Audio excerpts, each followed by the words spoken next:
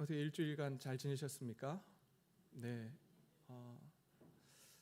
쉽지 않은 시간들이 계속해서 우리 가운데 지나가고 있습니다. 이런 어려운 상황 어려운 시절일수록 역사적으로 보게 되면 교회가 했던 일들이 참 많이 있습니다. 어려운 시절이면 어려운 시절일수록 교회가 줄어들고 교회가 축소되었던 것이 아니라 어려운 시절일수록 오히려 그 시절 가운데서 빛을 발하고 또한 소금의 역할을 하면서 주위 사람들에게 존경을 받던 것이 바로 교회였습니다. 오늘 이 시대에 이렇게 어려운 상황 속에서 사람들이 많이 교회를 욕하고 또한 교회를 향해서 손가락질하고 있는 이 시대가 이제 바뀌어서 이 시대에 정말 빛이 되고 소금이 되는, 그래서 주위의 사람들로부터 존경을 받는 교회가 되기를 다시 한번 소원해 봅니다. 그렇게 될 수 있도록 우리가 하나님 앞에서 기도하고 우리의 삶이 하나님의 뜻을 이루어 드리는 삶이 되도록 함께 노력했으면 좋겠습니다. 네, 이때는 아멘 하셔도 괜찮을 것 같습니다. 네, 정말 그런 교회 됐으면 좋겠어요. 네, 자, 그래서 저희가 교회 비전을 세우고 교회 미션을 세웠습니다. 교회 비전이 뭐라고요?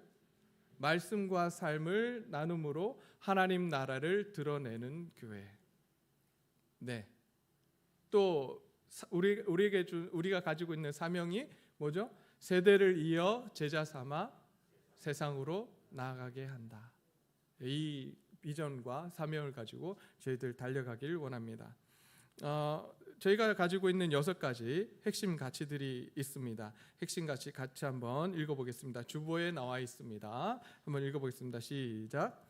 진실성, 자발적 헌신, 가정 중심, 열린 마음, 과정 중심, 삶의 현장 중심. 이렇게 6가지가 있습니다. 이게 외우기가 쉽지 않잖아요. 그래서 어저께 우리 박금수 집사님이 아주 좋은 아이디어를 주셨어요. 오늘 공개하지 않을 겁니다. 다음 주에 공개하겠습니다. 다음 주에 영상을 통해서 저희 영상 제작을 하려고 합니다. 이건 너무 재밌을 것 같아요. 그리고 너무 쉽게 외워질 것 같아서 영상으로 제작해서 1분짜리 영상으로 해서 소개를 해드릴까 합니다. 기대하셔도 좋습니다. Coming soon. 네. 자, 이런 6가지 가치를 가지고 우리 비전을 가지고 이 지역 사회를 변화시키며 정말 존경을 받는 우리 동네 제일교회가 되기를 소원해 봅니다. 지난주에 저는 교회가 가지고 가야 할 중요한 가치, 바로 과정을 중요하게 여기는 과정 중심이 어떤 것인지에 대해서 말씀을 드렸습니다. 목적을 이루기 위해서 수단과 방법을 가리지 않는 것, 이것은 하나님의 백성이 할 수 있는 일이 아니라고 말씀을 드렸습니다. 하나님 나라의 백성이라면 결과보다는 무엇에 관심을 가져야 되냐면 과정에 관심을 가져야 된다. 과정이 중요하다라고 하는 말씀을 드렸습니다. 우리가 모시는 하나님은 결과보다는 과정을 더 중요하게 여기시는 분이십니다. 그리고 돈보다는 사람을, 그리고 일보다는 관계를 더 중요하게 여기시는 분이시기 때문입니다. 오늘도 과정 중심이라는 이 핵심 가치를 가지고 다시 한번 우리가 살펴보기를 원합니다. 세상에서는 평가를 할 때 주로 무엇으로 평가하냐면 숫자를 가지고 평가를 합니다. 그래서 심지어 이런 이야기까지 나온 게 저희 한국인 것 같아요. 1등이 아니면 기억하지 않는 세상. 참 안타까운 현실이기도 하죠. 1등, 2등 해도 얼마나 잘한 거예요. 근데 2등은 기억하지 않습니다. 오로지 1등만을 기억하는 사회, 그것이 바로 우리가 살고 있는 대한민국이기도 합니다. 그러나 하나님 나라는 그렇지 않습니다. 하나님 나라에서는 아까도 앞서 말씀을 드렸지만 그 결과 1등이냐 아니냐 이것이 중요하지 않아요. 그 과정이 어떠했느냐, 너희가 정말 하나님의 말씀대로 그 과정을 밟아왔는가, 열심히 노력했는가, 하나님께서는 그 노력을 보신다라고 하는 것이죠. 그런데 오늘날 한국교회도 세상처럼 숫자로 평가하는 일들이 많이 일어나고 있습니다. 겉으로 나타난 숫자를 가지고 교회를 평가하는 것입니다. 예배 인원이 몇 명 모였느냐, 그리고 선교사를 몇 명 파송했느냐, 헌금이 얼마나 들어오는가, 이런 것을 가지고 교회를 평가하는 그러한 것이 생겼다라고 하는 거죠. 그 숫자가 나오기 위해서, 그것이 중요하지 않다는 말이 아니라 예배에 참석하는 인원이 모이기 위해서, 그리고 선교사를 파송하기 위해서, 또 헌금이 모이기 위해서 우리는 어떠한 과정을 거쳤는가, 이 과정이 중요한데 우리는 무엇만을 자꾸 바라보냐 하면 결과예요. 얼마나 모였나, 얼마나 파송했나, 얼만큼 헌금이 들어왔나, 이것만을 우리가 관심을 가지고 그것이 높으면 높을수록 그 교회는 좋은 교회처럼 선전하고 합니다.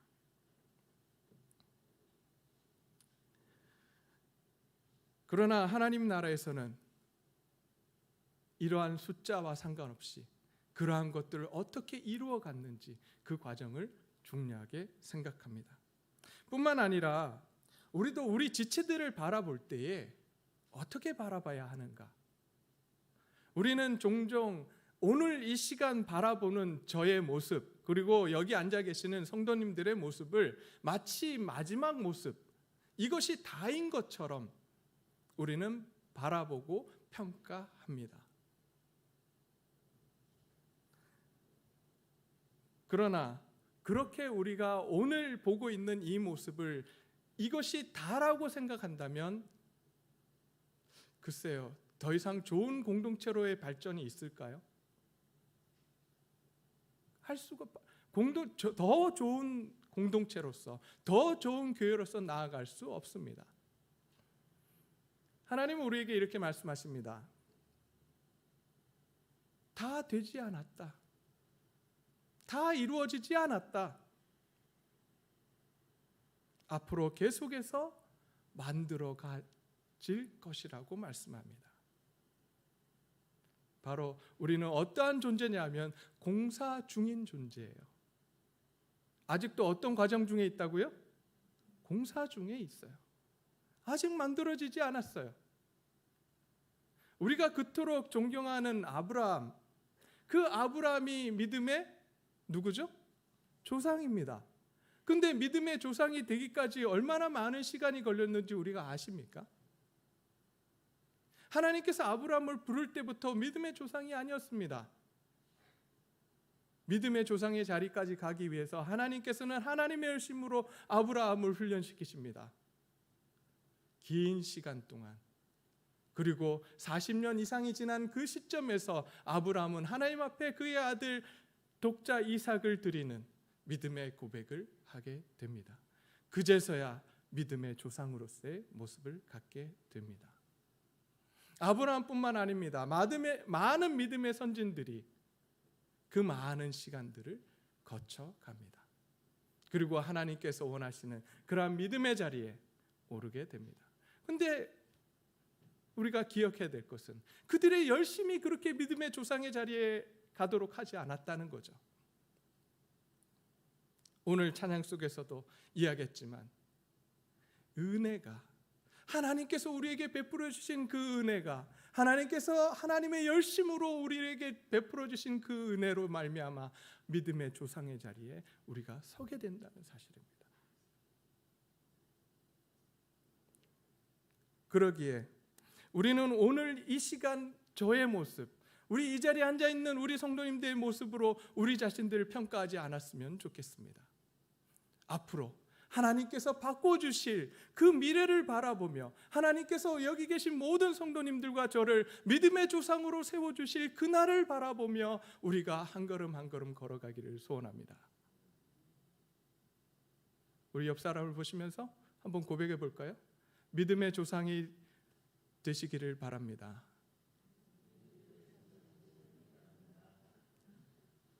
그 모습이 지금의 모습은 아니에요. 그죠? 앞으로 언젠간 모르겠지만 하나님의 열심으로 우리가 그 믿음의 조상이 될 날이 분명히 있을 겁니다. 그 날을 위해서 우리가 한 걸음 한 걸음 걸어가야 할 것입니다. 하나님께서는 이렇게 우리를 공사 중인 존재로 계속해서 하나님께서 원하시는 그 믿음의 조상의 자리에 올리시기 위해서 계속해서 노력해 가고 계십니다. 자, 그렇다면 정말 우리에게 원하시는 것이 무엇인지, 하나님께서 또 우리를 어떻게 공사해 나가고 계시는지 한번 오늘 본문 말씀을 통해서 알아보기를 소원합니다.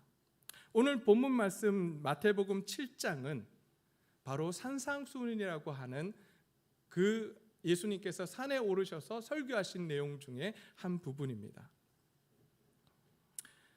마태복음 5장부터 7장까지에 나오는 산상수훈은 예수님께서 제자들과 함께 산에 오르셔서 선포하신 하나님 나라의 백성들의 삶에 대해서 가르치신 내용입니다. 하나님께서는 제자들에게 사역의 결과물을 요구하지 않으셨습니다. 오히려 예수님께서는 제자들이 어떠한 삶, 하나님 나라의 삶, 백성된 자들이 어떠한 삶을 살아야 하는지 가르쳐 주십니다. 오늘 파워포인트 하나 띄워주시겠습니까? 네, 산상수훈의 구조가 어떻게 되어 있냐면요, 5장 3절부터 12절까지 말씀을 보게 되면 하나님 나라의 백성의 정체성, 바로 여기가 산상수훈의 서론이라고 할 수 있습니다. 이 서론 부분이 정체성에 대한 이야기를 하고, 그 다음에 세 부분, 뒤에 나오는 세 부분이 이 산상수훈의 본론으로 볼 수 있습니다. 그리고 맨 마지막 부분이 바로 결론으로 볼 수 있는데요, 중간을 보게 되면 하나님 나라 백성의 새로운 삶의 방식, 그리고 하나님 나라 백성의 신앙생활, 그리고 하나님 나라 백성의 삶의 근원은 무엇인지에 대해서 본문에서 이야기하고 있습니다. 그리고 마지막 7장 13절로부터 29절까지는 산상수훈의 결론으로서 하나님 나라 백성의 정체성의 표지, 바로 열매는 어떤 것인지에 대해서 말씀해 주고 있습니다. 그렇다면 오늘 우리가 읽은 13절부터 14절까지의 말씀은 결론 부분에 해당을 하게 되는 것입니다. 너희가 어떤 삶을 살아야 하는지, 하나님의 백성으로서 어떤 삶을 살아야 하는지 지금 요약해 주고 계시는 것입니다. 산상수훈의 본문 내용을 보게 되면 이런 말씀들이 나옵니다. 예수님께서는 나라의 경제적 공헌들을 많이 하라고 말씀하지 않으십니다. 오히려 하나님께서는 빛과 소금처럼 썩어가는 사회를 깨끗게 하라고 말씀하십니다. 깨끗하게 하는 삶을 살라고 말씀하십니다. 예수님께서는 제자들에게 이를 성취하는 것보다 아름다운 관계를 만들어 가라고 말씀하십니다. 그래서 5장 뒷부분을 보게 되면 어떤 말씀을 하시냐면, 살인하지 말라, 간음하지 말라, 이혼하지 말라, 맹세하지 말라, 보복하지 말라, 사랑하라 라고 하는 말씀을 통해서 아름다운 관계를 성취해 가라고 우리에게 요구하고 계시는 것입니다. 그리고 또 예수님께서는 6장 뒷부분에서 헌금을 많이 내야 복을 받는다라고 말씀하지 않으십니다. 오히려 예수님께서는 돈의 노예가 되지 말라고 우리에게 가르치십니다. 돈을 섬기지 말라고 가르치십니다. 이 외에도 원수를 사랑하라, 약속을 남발하지 말라, 자기 이름을 드러내지 말고 조용히 선을 행하라, 다른 사람의 시선을 의식한 신앙생활이 아닌 참된 마음으로 하나님께 나아가라고 말씀하십니다. 자기중심적인 관점에서 남을 판단하지 말라는 말씀을 통해 하나님 나라 백성으로서의 가져야 할 태도가 무엇인지 말씀해 주고 계십니다. 이처럼 예수님께서는 우리가 하나님의 백성으로서 어떻게 살아가야 되는지, 삶이 어떤 것인지에 대해서 관심을 가지시고 이 말씀을 해주신 것입니다. 그래서 우리가 정말 많은 좋은 결과를 낸다 할지라도 우리가 어떠한 과정, 어떠한 삶을 통해서 그 결과를 냈는지 그것을 놓쳐버린다면 하나님께서는 우리를 야단치실 거예요. 잘했다 칭찬하시는 것이 아니라 나는 너희를 모른다라고 말씀하실 것입니다. 삶의 자세를 잃어버린 채 결과만을 추구하고 결과만을 우리가 바라보고 간다면 우리의 신앙생활은 아마 하나님께 칭찬받지 못하는 그러한 신앙생활이 될 것입니다. 그런데 앞에서 말씀드린 그러한 삶, 하나님 나라 백성으로서의 삶, 그 삶이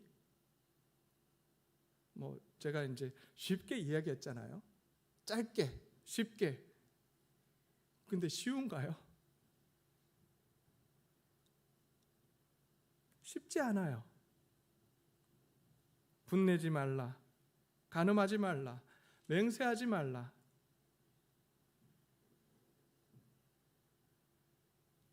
사랑하라. 원수를 사랑하래요. 이것이 쉬운가요? 돈을 섬기지 말래요.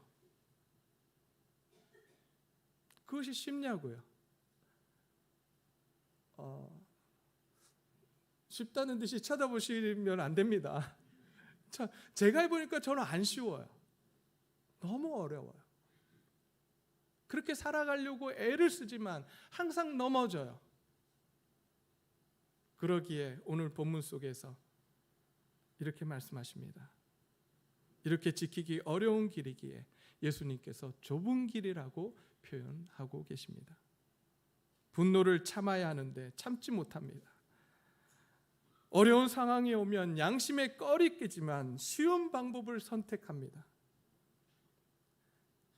재물에 욕심이 생깁니다.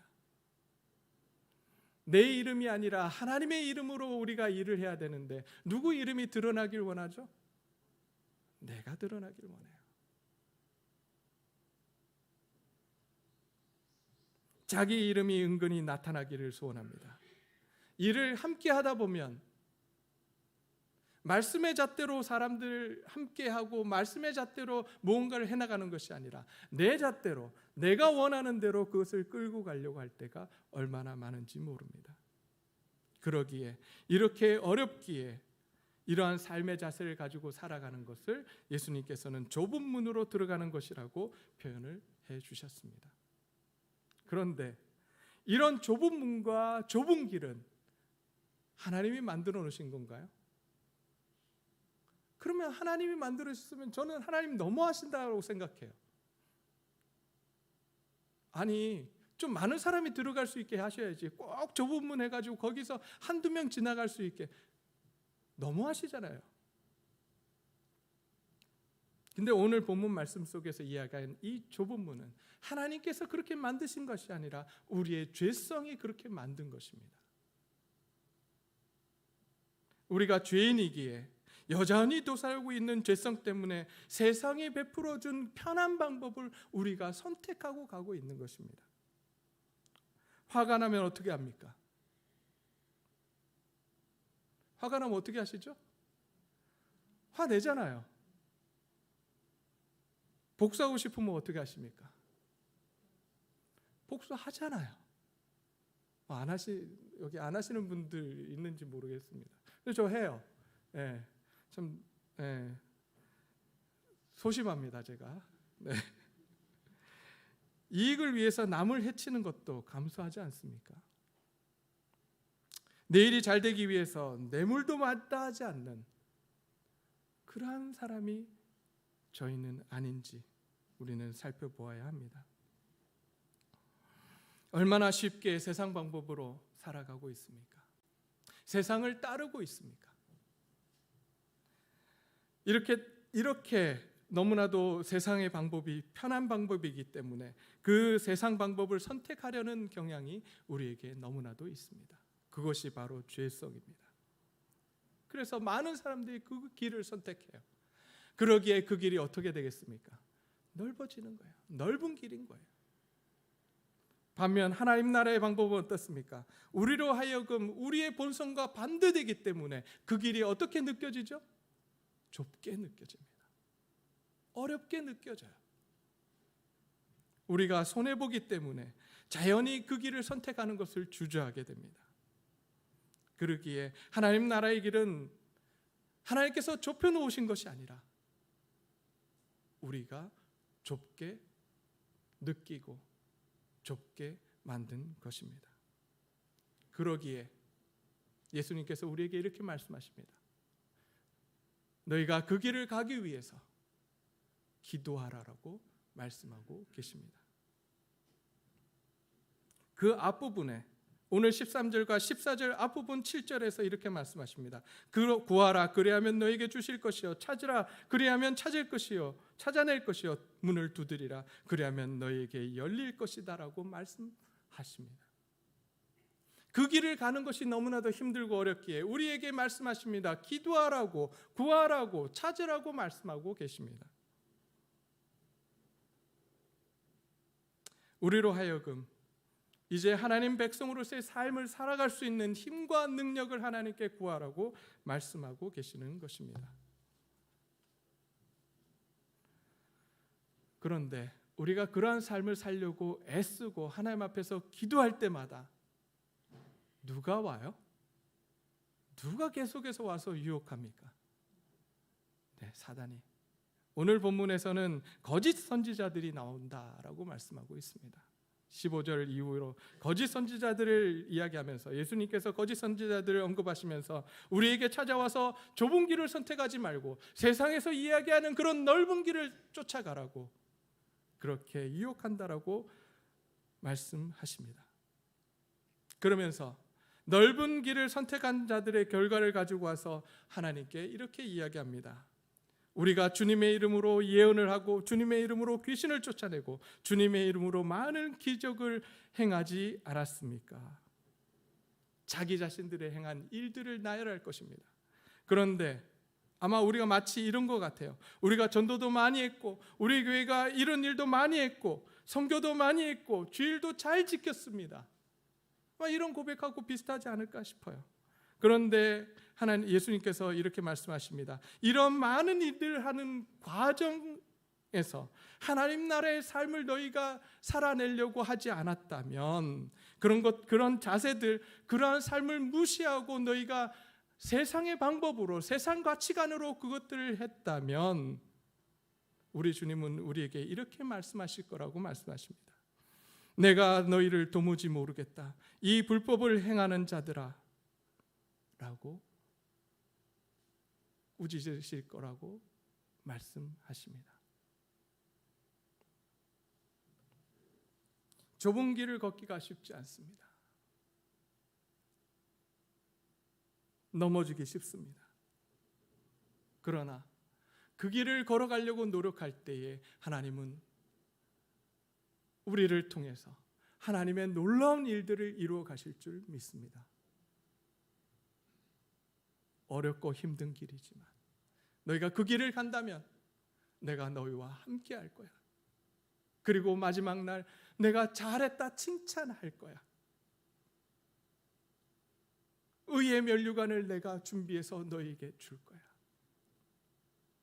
우리가 그 길을 가야 합니다. 힘들고 어렵지만 그 길을 가야 하는 이유는 하나님께서 원하시는 길이고 우리 주님께서 우리에게 명령하신 길이기 때문입니다. 우리가 이제 그 길을 가기를 소원합니다. 여러분, 그 길을 가다가 넘어지는 경우가 많이 있습니다. 저도 그 길을 가려고 애를 쓰지만 넘어집니다. 화 안 내려고 하지만 화가 납니다. 화를 냅니다. 세상하고 타협하지 않으려고 하지만 타협하게 됩니다. 저라고 항상 결과 안 보고 과정만 보겠습니까? 어쩌다 순간 저를 뒤돌아보면 결과를 가지고 우리 사역자들을 평가하고 있을 때도 있습니다. 결과를 가지고 주일학교 우리 부장 집사님들을 평가할 때도 있습니다. 그러나 저의 방향성은 제가 추구하고자 하는 하나님 앞에서 저의 눈은 어디를 향하고 있냐면 하나님을 향하고 있어요. 하나님을 바라보려고 하고 있어요. 결과가 아닌 과정을 보려고 노력하고 있어요. 그러기에 하나님은 저를 다시 일으켜 주십니다. 우리를 다시 일으켜 주세요. 그러나 우리가 만약 넓은 길을 간다면 이 넓은 길을 간다라고 하는 것은 무슨 의미냐면 우리의 눈이 하나님을 향하지 않는 거예요. 더 이상 하나님을 바라보지 않고 하나님이 원하시는 방법이 아니라 세상 가치관을 가지고 세상에 내가 주인이 되어서 그 일들을 해나가는 것입니다. 그때 하나님께서 우리가 아무리 좋은 결과를 낸다 할지라도 오늘 7장 이후에서 나오는 것처럼 내가 너희를 알지 못한다라고 우리에게 말씀하실 것입니다. 그러므로 우리가 이제 다른 것을 하는 것이 아니라 하나님 나라의 백성으로서 삶을 어떻게 살아낼 것인가, 거기에 초점을 가지고 거기에 마음을 쏟고 하루하루를 살아가는 귀한 동네제일교회 성도님들이 되시기를 다시 한번 소원합니다. 그때 하나님께서 하나님의 놀라운 능력으로 우리 교회를 변화시키시고 또 우리 지역사회를 변화시켜 주실 줄 믿습니다. 이 좁은 길을 선택하는 사람은 마치 반석 위에 집을 지은 사람과 같습니다. 이 사람은 어떠한 풍랑이 온다 할지라도 넘어지지 않을 거예요. 그러나 아까도 말씀드렸지만 이러한 가치관을 가지지 않고 내가 주인이 되어서 세상의 가치관을 가지고 넓은 길을 선택하고 가는 사람은 마치 모래 위에 집을 지은 사람과 같이 풍랑이 오고 바람이 불면 그 집은 무너지게 될 것입니다. 이제 그래서 저는 기도하려고 합니다. 우리 교회가 탄탄한 건강을 유지하는 공동체가 되기 위해서 기도하려고 합니다. 각 가정이 영적으로 튼튼해지기 위해서 기도하려고 합니다. 결과가 중요한 것이 아니라 과정을 중요시하는 그러한 교회, 그러한 가정이 될 수 있도록 기도하려고 합니다. 일하는 과정에서 얼마나 하나님의 백성으로서의 삶을 가지고 그러한 자세를 가지고 살았는지 그것을 보는 교회가 되게 해달라고 기도하려고 합니다. 이러한 삶을 사는 것이 어렵겠지만 주님 오실 때, 주님이 다시 오셨을 때 우리가 이러한 삶을 살고 이러한 것을 가지고 애쓰고 힘쓴다면 주님이 다시 오셨을 때에 우리를 칭찬하시는 그러한 놀라운 교회로 우리가 바뀌어 있을 줄 믿습니다. 이제 그것을 위해서 함께 기도하기를 소원합니다.